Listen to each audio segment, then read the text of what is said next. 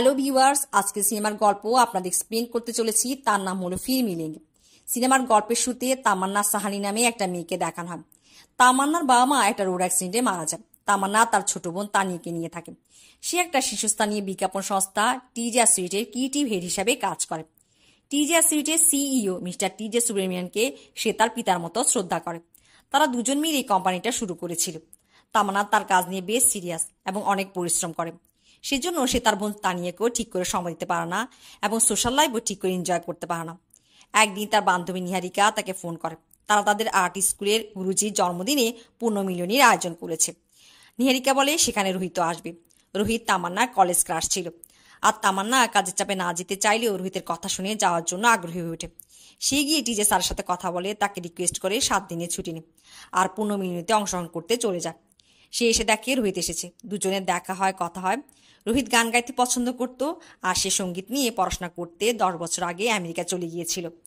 দুজন একসাথে সময় কাটায়। রোহিত জানতে পারে তামান্না তাকে পছন্দ করত। সে বলে তামান্না কেন তাকে আগে কথা বলেনি। এবার রোহিতও তামান্নাকে পছন্দ করে ফেলে আর তার ভালোবাসার অভিপ্রায় ব্যক্ত করে। তারা দুজন সুন্দর কিছু সময় নিজেদের মধ্যে ও বন্ধুদের সাথে কাটায়। বিদায়ের আগে রোহিত তামান্নাকে বলে সে এবার একেবারে নিউ ইয়র্ক থেকে চলে আসবে। তামান্নার হাতে তার ফোন নাম্বার লিখে দেয়। দুজন দুজনের পথে চলে যায়। বাসায় এসে তামান্না বাথরুমে গিয়ে শাওয়ার নিয়ে ফেলে। এতে তার হাতে লেখা ফোন নাম্বারটি মুছে যায়। সে আর রোহিতের সাথে যোগাযোগ করতে পারে না। আশা থাকে রোহিত তার সাথে যোগাযোগ করবে। তামান্না তার নিয়মিত জীবন শুরু করে দেয়, আর এভাবেই 7 মাস কেটে যায়। এর মাঝে রোহিতের খোঁজ নিতে নিহারিকাকেও অনেকবার ফোন করে, তবে রোহিতের কোনো খোঁজ মেলে না। একদিন অফিসে তামান্নার কাছে ফোন আসে তার বোন তানিয়া স্কুটি দুর্ঘটনার শিকার হয়েছে। তামান্না দৌড়ে হাসপাতালে যান। তানিয়ার গুরুতর কিছু হয়নি, তবে তাকে বি পজিটিভ রক্ত দিতে হয়েছে হাসপাতাল থেকে। তা হাসপাতালকে সে রক্ত কিনে নিতে হবে। তামান্নার বি পজিটিভ রক্ত। তামান্না রক্ত ডোনেট করে। পরের দিনই ক্লিনিকের ডক্টর রাইসিন তাকে ডেকে পাঠায়। ক্লিনিকে যাওয়ার আগে সে একটা ডিজাইন তৈরি করেছিল একটা কোম্পানির জন্য এবং প্রেজেন্টেশন করার কথা ছিল। সেটার দায়িত্ব অন্য এক কলিগকে দিয়ে যায়। ক্লিনিকে পৌঁছালে ডক্টর রাইসিন তাকে অত্যন্ত গভীর কণ্ঠে জানায় ব্লাড ব্যাংকে রাখার আগে তারা তামান্না রক্তের পরীক্ষা করেছিল। তাতে শনাক্ত হয় তামান্না এইচআইভি পজিটিভ। তামান্না স্তম্ভিত হয়ে রয়ে যায়। সে কিছুই বুঝে উঠতে পারে না। পুরো পৃথিবীটা তার কাছে যেন অচেনা মনে হতে থাকে। সে তানিয়াকে হাসপাতাল থেকে রিলিজ করে বাসায় নিয়ে আসে। বাসায় এসে কান্নাজড়িত কণ্ঠে তানিয়াকে সবকিছু খুলে বলে। দুবোন কান্নায় ভেঙে পড়ে। সে কিছুই বুঝে উঠতে পারে না এমনটা কি করে তার সাথে হলো।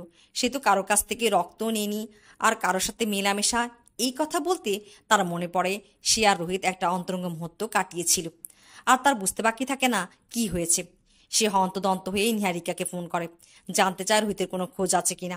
নিহারিকা না বলে। তামান্না ভীষণ ভেঙে পড়ে। অফিসে যাওয়া বন্ধ করে দেয়। টিজে স্যার তার সাথে দেখা করতে আসে। আগেই বলেছি তামান্না তাকে পিতার মতো শ্রদ্ধা করে। তামান্না তাকে সবকিছু খুলে বলে। তিনি তাকে সান্ত্বনা দিয়ে চলে যায়। তামান্না রোহিতের খোঁজ লাগানোর চেষ্টা করতে থাকে। নিজেকে সামলিয়ে তামান্না একদিন অফিস জয়েন করে। অফিসে ঢুকে নিজের ক্যাবিনে গিয়ে সে দেখে সেখানে অন্য কাউকে অ্যাপয়েন্ট করা হয়েছে। সে টিজে স্যারের কাছে কারণ জানতে চায়। তিনি বলেন তার কাজের অদক্ষতা দেখা দিয়েছে। কফিয়ত দেখায় তানিয়ার অ্যাক্সিডেন্ট, এরপর তামান্নার জীবনের সমস্যা। এসব কারণে সে নিয়মিত কাজ করতে পারছে না, কর্মদক্ষতা হারিয়েছে। এসব কিছু কারণ দেখিয়ে তাকে কাজ থেকে বের করে দেওয়া হয়। তামান্না দমে যাওয়ার মেয়ে নয়। সে এবার আদালতের শরণাপন্ন হয়। সে একজন আইনজীবীর মাধ্যমে টিজে অ্যাসোসিয়েটের বিরুদ্ধে মামলা দায়ের করবে, কারণ তাকে কর্মে অদক্ষতার মিথ্যা অভিযোগ দিয়ে কাজ থেকে বের করে দেওয়া হয়েছে। তবে কোনো আইনজীবী তার কেসটা নিতে রাজি হয় না। সে তারুণ নামে একজন নতুন আইনজীবীর সাথে কথা বলে। তবে তারুণও যখন জানতে পারে তামান্না এইচআইভি পজিটিভ, সেও ভয় পেয়ে মানা করে দেয়। তবে তারুণের বন্ধু ডাক্তার বোন তারুণকে বলে এইচআইভি কারো ছোঁয়াতে বা তার সাথে দৈনন্দিন অনন্য কাজ করলে হয় না। এদিকে তারুণ এটাও দেখতে পায় তামান্না প্রতিদিন আদালতে চক্কর কাটতে থাকে, আর তারুণের কাছে খারাপ লাগে। মনে হয় সে তামান্নার সাথে বৈষম্য করছে। আর সে গিয়ে তামান্নাকে নিজ থেকেই বলে তামান্নার কেসটা লড়তে চায়। সে তামান্নাকে বলে বিষয়টি অনেক সেন্সিটিভ, তাই এই বিষয়ে সে তার একজন স্যারের সাথে কথা বলবে। তারুণ তার সিনিয়র একজন উকিল, যাকে সে লাল স্যার বলে ডাকে, তার সাথে কথা বলে। তিনি বলেন তারুণকে সে কেন কেসটা নিয়েছে সেই বিষয়ে ক্লিয়ার থাকতে হবে। তারুণ বলে সে আইন পেশাটা পড়েছিল মানুষকে সাহায্য করার জন্য, আর তামান্নার কেসটা কেউ লড়তে চাইছে না, তাই সে তামান্নাকে সাহায্য করতে চায়। তামান্নার সাথে তারা একটা মিটিং করে। সেখানে লাল স্যার তামান্নাকে বলে এইচআইভি পজিটিভ ব্যক্তিদের অধিকার বিষয়ে 2004 সালে ভারতে কোনো সরকারি কোনো আইন ছিল না। তামান্না চাইলে টিজে অ্যাসোসিয়েটের বিরুদ্ধে কেস করতে পারে না। তবে তামান্না বলে একটা পলিসি আছে। লাল স্যার বলে হ্যাঁ, এই পলিসি অনুসারে একজন জজের অনুমতিতে কেসটা আদালতে ফাইল করা যাবে। লাল স্যার বলেন তামান্নাকে আদালতে অনেক ব্যক্তিগত প্রশ্ন করা হবে, সে কি নিজেকে সামলাতে পারবে? তামান্না বলে এই কোম্পানির জন্য সে অনেক পরিশ্রম করেছে, সময় দিয়েছে, সেইভাবে হেরে যেতে চায় না। লাল স্যার তার হাতটি চেপে ধরে, তাকে সাহায্য যোগায়, বলে এমনই শক্ত থাকতে হবে। এইদিকে টিজে সুব্রমণিয়াম কল্যাণী নামে একজন বড় লয়ার হায়ার করে, আর কল্যাণীকে বলে তার কোম্পানি তার জন্য সবকিছু। টিজে তার কোম্পানিতে কোনো HIV পজিটিভ রুগী রাখতে চায় না। কল্যাণীকে কেসটা জিততে হবে। প্রথম সেশনে জজ তাদের আপোষ করার বিষয়ে কথা বলে।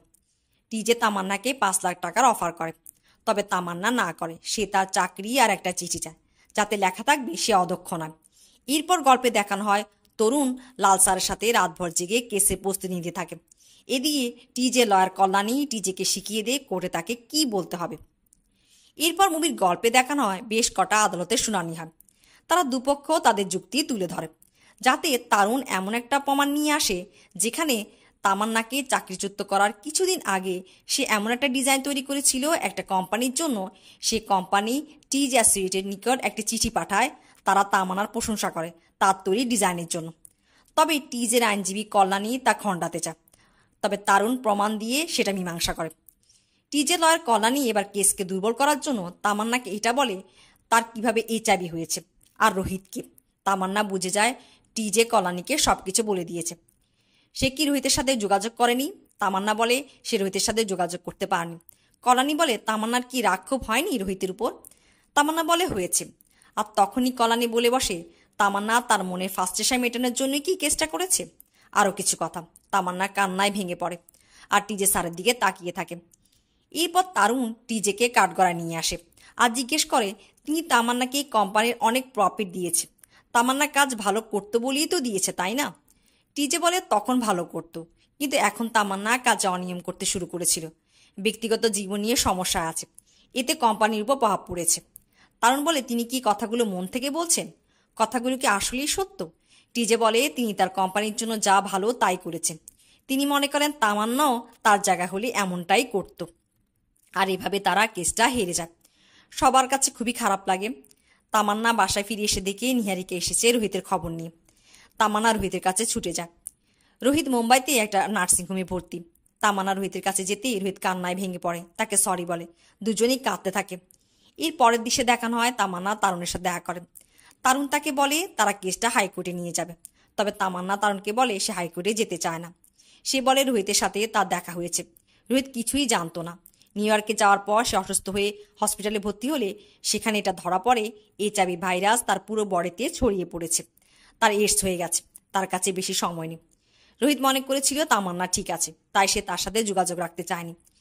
সে মুম্বাই এসে নার্সিংহোমে ভর্তি হয় আর নিহারিকার কাছ থেকে জানতে পারে তামান্নার HIV পজিটিভে আক্রান্ত হয়েছে আর তার সাথে দেখা করতে চায়। তামান্না তারুণকে বলে আজকে সে রোহিতকে যে অবস্থা দেখেছে তার জন্য এমন একটা সময় অপেক্ষা করছে। এগুলো বলে সে কান্নায় ভেঙে পড়ে। তারুণ তাকে সান্ত্বনা দিয়েও শক্ত হতে বলে। এরপর গল্পে দেখানো হয় তামান্না নার্সিংহোমে গিয়ে রোহিতের সাথে সময় কাটায়। ওদিকে তারুণ কেসটা হাইকোর্টে আপিল করে তার প্রস্তুতি নিয়ে। লাল স্যারও তাকে বলে সে শুধু একজন HIV পজিটিভ ব্যক্তির জন্য লড়ছে না, যারা HIV পজিটিভে আক্রান্ত তাদের অধিকার আদায়ের জন্য লড়ছে। এগুলো বলে তারুণকে সাহস যোগায়। হাইকোর্টে শুনানির দিন আসে। সেই দিন সকালেই তামান্নার কাছে ফোন আসে রোহিতের অবস্থা খুবই খারাপ।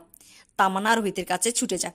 ওদিকে তারুণ কোর্টে জজদের সামনে এটা তুলে ধরে একজন মানুষ HIV পজিটিভ বলে তার স্বাভাবিক জীবন বেঁচে থাকার অধিকার তার কাছ থেকে কেউ কেড়ে নিতে পারে না। তামান্না অন্য সব মানুষদের মতোই একটি সুস্থ, সুন্দর ও সফল জীবন বাঁচতে চায়, সামনে এগিয়ে যেতে চায়, সাফল্যের শিখরে উঠতে চায়। কেন তার সাথে বৈষম্য করা হচ্ছে? এই জন্য যে সে HIV পজিটিভ, এতে মানুষ মারা যায়। তারা নিজেও তামান্নার বিষয়টা শুনে ভয় পেয়েছিল, তবে তার মনে হয়েছে সে তামান্নার সাথে বৈষম্য করছে। তারুণ বলে অন্য কোনো রোগ হলে তো এই বৈষম্য করা হয় না, তাহলে HIV বা এইডসের ক্ষেত্রে এই বৈষম্য কেন? তাদেরকেও স্বাভাবিক মানুষ হিসেবে বাঁচার সব অধিকার দিতে হবে। এভাবেই শক্ত যুক্তি ও তর্কের মাধ্যমে তারুণ আদালতে জজদের মানিয়ে নেয় এবং কেসটা জিতে যায়। এদিকে আমরা দেখি রোহিত তামান্নার কোলে লুটিয়ে পড়ে আর পৃথিবীর মায়া ত্যাগ করে। তারুণ খুশির খবরটা লাল স্যারকে জানান। এরপর দৃশ্য চলে যা 2 বছর পর। তামান্না তার নিজের নতুন অফিস দিয়েছে। সে এখন একজন সেরা ক্রিয়েটিভ ডিজাইনার। তারা সেলিব্রেশন করছিল, তখনই তারুণ আসে। তার হাতে বিজনেস ট্যুরের ম্যাগাজিন, যেখানে তামান্নার ফটো ছাপানো হয়েছে। সে তার পেশাদারিত্বের জন্য খেতাব পেয়েছে, যেটা তামান্নার জীবনের স্বপ্ন ছিল। তারুণ এখন তাদের একজন ফ্যামিলি ব্র্যান্ড। তারুণ তার প্রেমিকা নিশাকে বিয়ে করেছে, নিশা প্রেগনেন্ট হয়েছে। এগুলো বলতে বলতে তামান্না, তানিয়া, তারুণ কংক্রিট রাস্তা ধরে এগিয়ে যায়। গল্পটা এখানেই শেষ হয়।